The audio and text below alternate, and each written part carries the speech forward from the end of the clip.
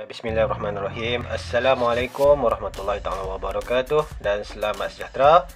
Kita sambung pembelajaran PDPR yang terakhir kita sebelum kita bertemu di PDP pada 22 hari bulan nanti bersemuka. Seminggu sebelum tu kita akan belajar dulu. Kita akan habiskan bab 13 pada minggu ini, yang mana kita akan masuk kepada tajuk yang sebenar untuk bab 13, iaitu kebarangkalian mudah. Ni asas kebarangkalian. Kamu akan jumpa tajuk ni lagi pada tingkatan 4 dan juga tingkatan 5 serta matematik tambahan pada siapa yang nak ambil lah. Okey, tanpa membuang masa, saya nak cerita dulu apa formula bagi kebarangkalian. Kita dah belajar macam-macam dah. Kita belajar kebarangkalian eksperimen, kita belajar ruang sampel, kita belajar macam mana nak cari bilangan sampel, kita belajar macam mana nak cari bilangan kemungkinan bagi sesuatu peristiwa tu. Maka hari ni kita kumpulkan segala asas yang kita belajar tu. Jadi kita masukkan satu formula yang mudah macam mana nak cari kebarangkalian. Kebarangkalian ni maksudnya kemungkinan-kemungkinan yang berlaku yang perlu dinyatakan dalam bentuk nombor. Bukannya macam kata kebarangkalian nak hujan petang ni, saya rasa hujan. Dia bukan macam tu. Dia maksudnya dalam bentuk data. Maksudnya kalau orang tanya, apakah kebarangkalian nak hujan pada petang ni? 0.5% hujan petang ni. Dia macam tu. Ataupun 5/10 hujan petang ni. Ataupun mungkin 1/3 hujan petang ni. Selalu orang tak nyatakan dalam bentuk pecahan. Orang nyatakan dalam bentuk data, dalam bentuk peratus ataupun perpuluhan. Contoh, macam kalau sekarang ni musim Covid, orang cerita pasal kadar jangkitan. Kan kadar jangkitan tu dia kalau lebih 1.0, maknanya tempat tu mungkin berpotensi untuk maksudnya merebak Covid lah. Pernah kita dengar kan kadar jangkitan 1.0, kalau kurang 1.0 mungkin kawasan tu okey lah, maksudnya tak banyak sangat jangkitan. Kalau kata dia 1.0 ke atas, dia maksudnya kadar keboleh jangkitan tu tinggi. Bila kata nombor tu makin naik, maksudnya benda tu dia dah jadi tahap berbahaya. Itu adalah kebarangkalian dalam segi Covid lah. Macam-macam lagi lah. Kalau dalam jangkaan bola sepak, contoh Manchester United lawan Liverpool, berapa kebarangkalian Manchester United nak menang? Jadi dia orang-orang yang meramal peramal-peramal bola sepak, kalau tengok kat Astro apa semua, football pundits apa semua tu, dia akan kata okey 50% Manchester nak menang, 50% lagi Liverpool nak menang. Jadi analisis dalam tu, itu semua adalah kebarangkalian ataupun benda yang kemungkinan yang akan berlaku. Baik, untuk hari ni kita masuk kepada tajuk yang sebenar-benarnya. Formula bagi kebarangkalian, kalau kamu tengok saya celoteh banyak, kamu dah nampak dah saya highlight dengan pen warna pink ni.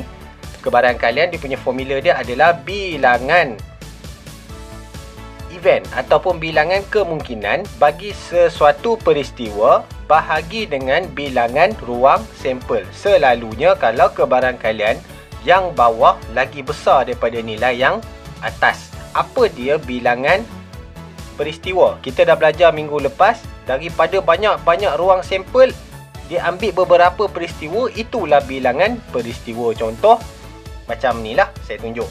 Sebiji dadu dibaling, lepas tu dia tanya hitung kebarangkalian untuk dapat nombor 2. Okey, kita andaikan yang ini adalah peristiwa A.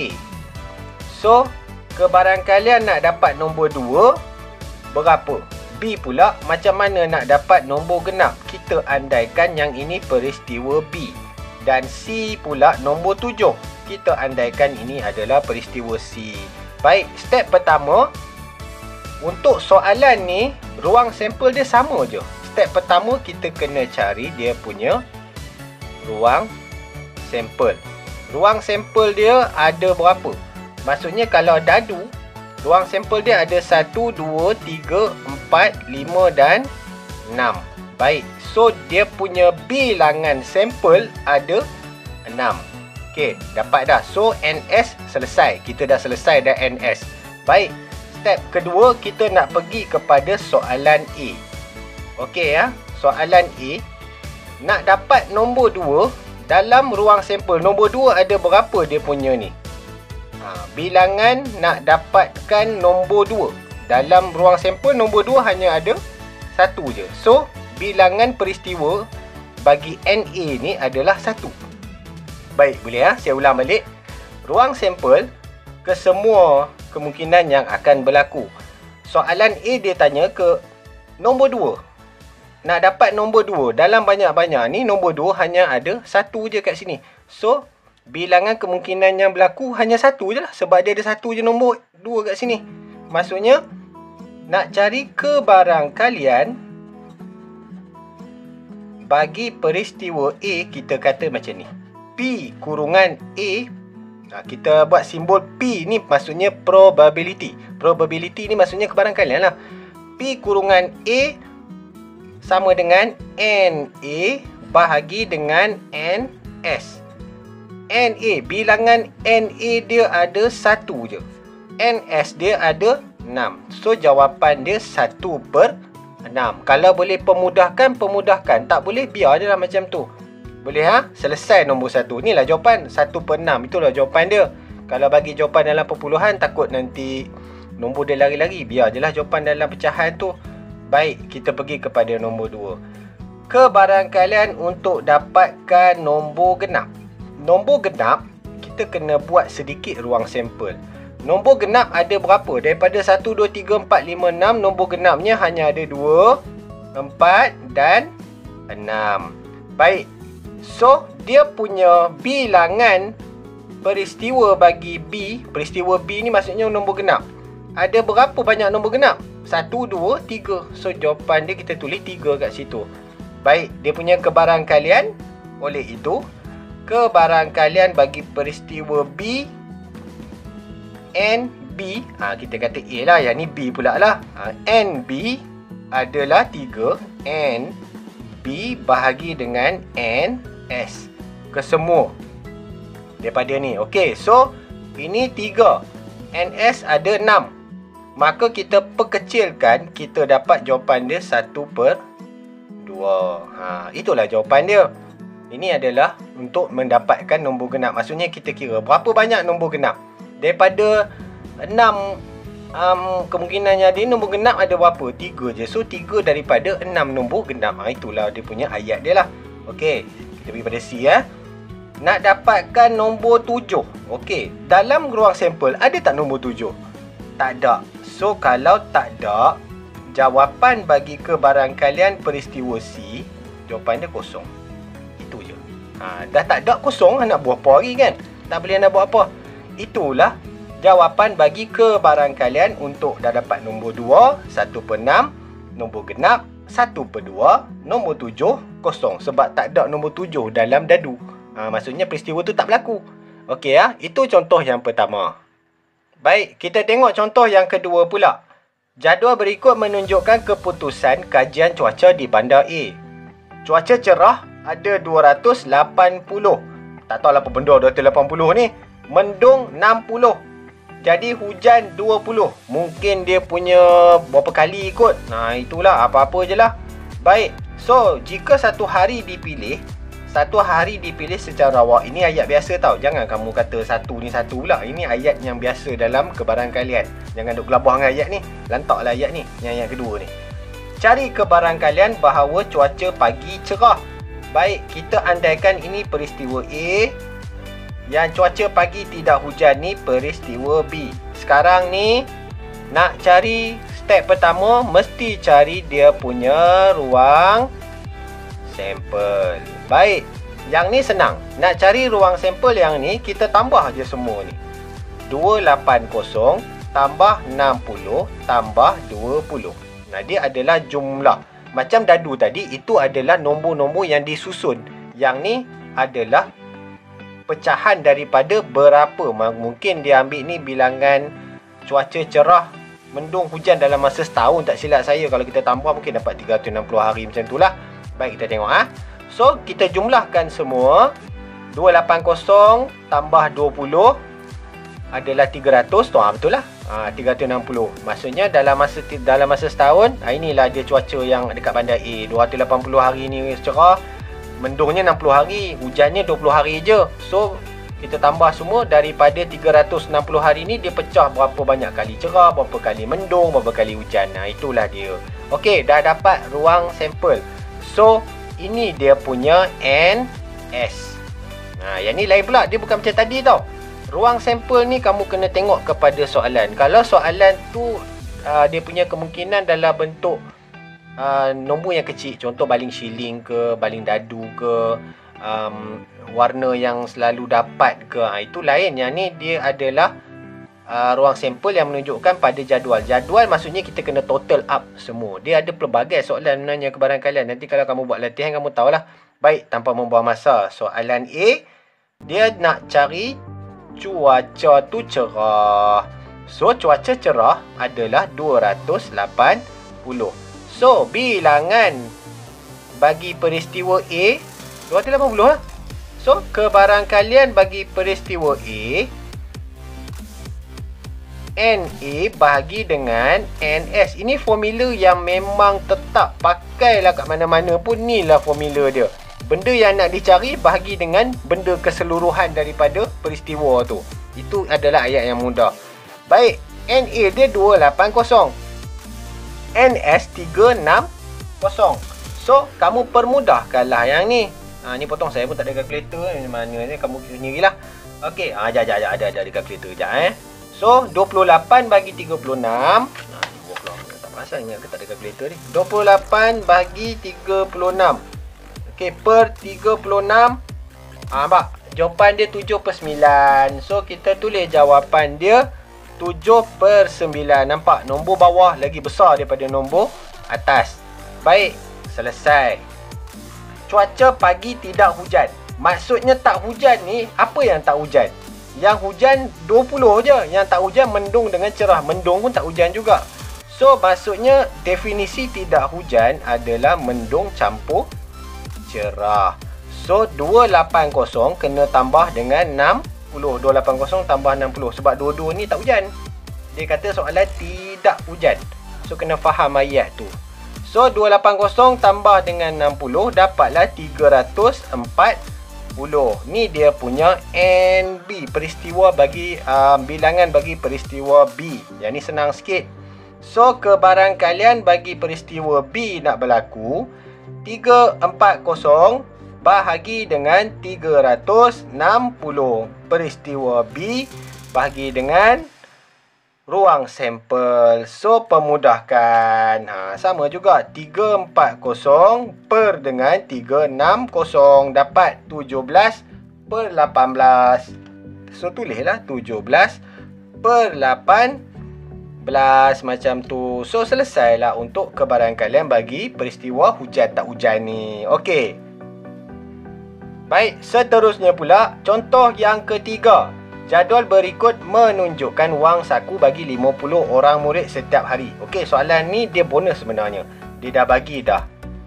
NS dia adalah 50. Tak payahlah nak tambah-tambah dah. Memang jawapan dia 50 sebab dia dah bagi kat kamu dah. Bilangan murid. Daripada bilangan murid banyak-banyak ni, ada banyak pecahan wang saku. Maksudnya orang ni dapat berapa ringgit, orang ni dapat berapa ringgit dan sebagainya. Okey, jadual telah diberi. Wang saku RM5 ada 12 orang, RM6 ada 7 orang, bla bla bla bla bla, RM10 ada 8 orang. So, nak cari ruang sampel, kita tambah yang bilangan murid. So, dia dah bagi 50, tulis dia dah 50. Baik, kita tengok soalan. Jika seorang murid dipilih secara rawak, ni ayat biasa untuk kebarangkalian. Cari kebarangkalian, wang saku hariannya adalah RM8. Kita andaikan ni peristiwa A, ni peristiwa B, yang ni peristiwa C. Baik, untuk peristiwa A, RM8. RM8 ni ada berapa orang? Ada 12. Maka N A, bilangan murid untuk yang berapa orang yang dapat RM8 adalah 12 orang. So, nak cari kebarangkalian bagi peristiwa A, NA bahagi dengan NS. NA ada 12, NS ada 50. Tolong permudahkan. 12/50. Jawapan dia 6/25. So, tulis 6/25. Kebanyakan pelajar, dia tinggal kat sini je. Tinggal kat sini, jeng lah. Tak boleh buat apa. Rugi markah. Okey, soalan nombor 2. Peristiwa B pula. Peristiwa B adalah melebihi. Melebihi RM8. Bila lebih RM8, nilai RM8 tak diambil kira. Maksudnya dia hanya ambil kira RM9 dengan RM10. So, RM9 ada bilangan muridnya ada 6. Yang RM10 pula ada 8 orang. So, kena tambah. So, jawapan dia 14. Maka kebarangkalian bagi peristiwa B, NB bahagi dengan NS. Maka NB dia 14, NS masih lagi guna 50. So, permudahkan macam tadi juga. 14 per 50, 7 per 25. So, tulis sini 7 per 25. Selesai untuk kebarangkalian bagi peristiwa B. C, kita tengok peristiwa C. NC. Bilangan NC adalah bergantung pada soalan. Antara RM5 dengan RM10. So, antara 5 dengan 10. Dia kata apa ni? Kebarangkalian ni antara 5 dengan RM10. Maksudnya semua. Kan? Antara 5 dengan RM10. Bukannya ni dan. Maksudnya antara 5 dan RM10. Ke antara 5 hingga RM10. Soalan ni dia trik sikit kat kamu.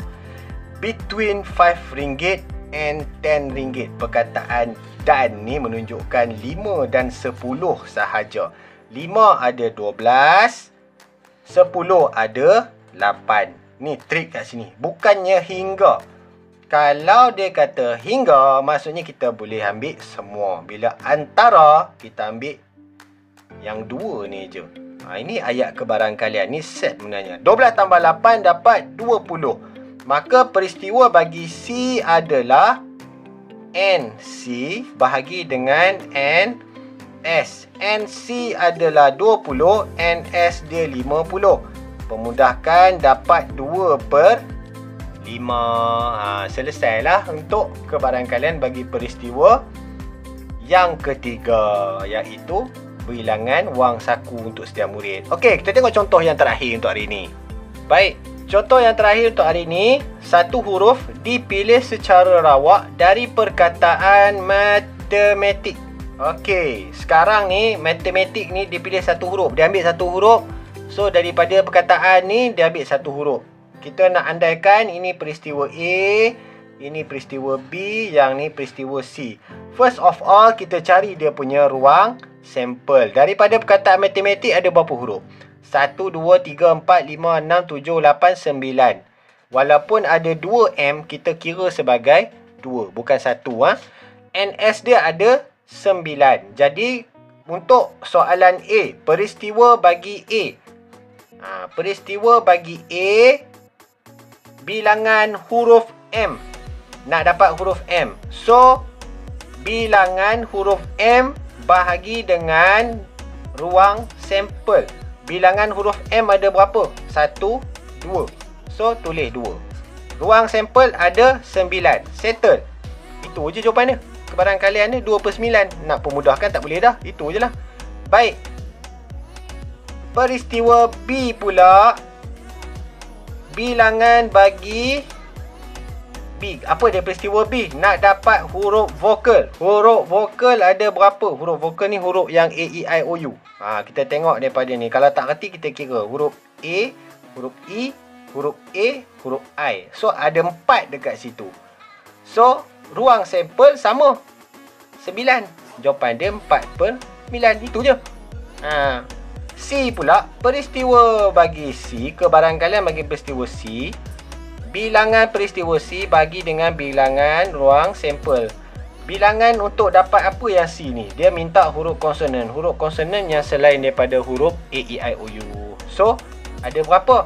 M, T, M, T, K. 1, 2, 3, 4, 5. So, tulislah 5 per 9. Itu je jawapan dia. Itu je. Tak susah pun. Selesai lah. Inilah jawapan bagi kebarang kalian. Okey, itu saja untuk hari ni. Nanti cikgu bagi latihan. Tengok balik soalan mana. Macam ni contoh ni maksudnya ada 3 soalan yang berbeza dia punya cara nak jawab. Soalan pertama tadi, kamu kena senaraikan ruang sampel baru kena kira. Soalan kedua, dia dah bagi ruang sampel. Kan, jadi bilangan sampel dia dah bagi. Jadi kamu tak payah nak kira berapa banyak dah. Biar soalan nombor 3 pun sama. Dia dah bagi bilangan sampel. So, tak perlu nak kira. Soalan Yang ni pun sebenarnya bilangan sampel dia pun dia dah bagi dah, kamu kena tulis lah dalam kurungan ni. Tapi tak payahlah kita nak jawapan bilangan sampel ni berapa. Okey, saya ulang balik. Formula bagi kebarangkalian satu peristiwa A, bilangan bagi peristiwa A tu bahagi dengan bilangan bagi ruang sampel. Ini asas. Kalau peristiwa tu B, tukar ni kepada B. Kalau Z, Z lah. Kalau M, M lah. Kalau Q, Q lah.